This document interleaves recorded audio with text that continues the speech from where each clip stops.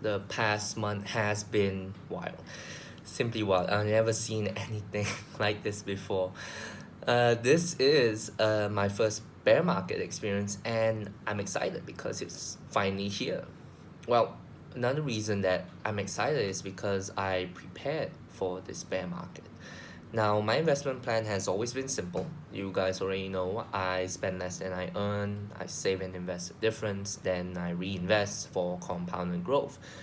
Well, I used to save 10% of my income, then I stash it away for investments. But because I'm in sales, I'm able to raise that income, and now I save 15. So I have that cash flow, that cash cushion that makes me more comfortable during this period of volatility. Let's just call it that. But all this while, I have been positioning my own investments for something like this to happen because the bull market has been running for 11 years, and chances are that a bear market will come sooner or later, and it has came this past month.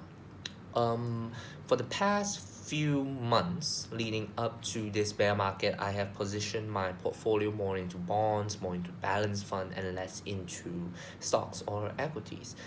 Now the S&P just dropped over 32% from its peak, and my portfolio probably down around 16%, 17%. I'm not counting, but yeah. Why it's only down 17 compared to the 32 that the stock market suffered is because I diversified well.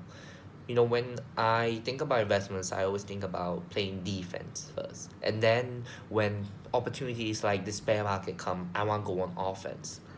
Slowly, I'm shifting more of the balance and bond allocation to stocks. Now, during my time in college, I studied price movements of US stocks over a 100-year time frame. And this is what I know to be a fact.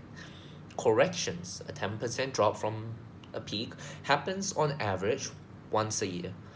Bear market, which is a 20% drop from the peak, happens every 3 to 5 years on average. And all bear markets have been followed by bull markets. So that is my approach when facing this crisis, because I know that this bear market will pass, it will become a bull market once new cases start to come down, and because central governments and also central banks have been pushing money into the economies, this will lead to a very strong rebound. It all comes down to this idea that many people think the stock market, it rewards intelligence.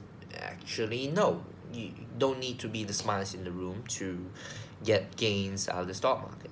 What you do need is patience and also prudence. As long as you stick with the ups and downs of the market over the long term, over a 10-year frame, it's not unusual to double your money, as history have proven, and I'm pretty sure that it will continue to prove. Because I believe this special thing we have as human beings, that no matter what obstacle that we have, we continually find ways to grow, to expand, to improve. And this human spirit will definitely bring up productivity, which eventually will bring up to more earnings for companies and higher stock prices in the future.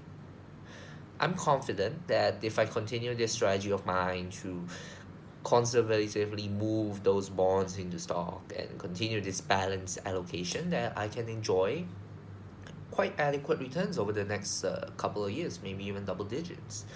History does not repeat itself, but it definitely does rhyme. So you guys, if you have investments and you're freaking out right now, just take away this small fact that I have spent probably 2.5 years studying for. Corrections happen on average once a year. Bear markets happen on average 3 to 5 years.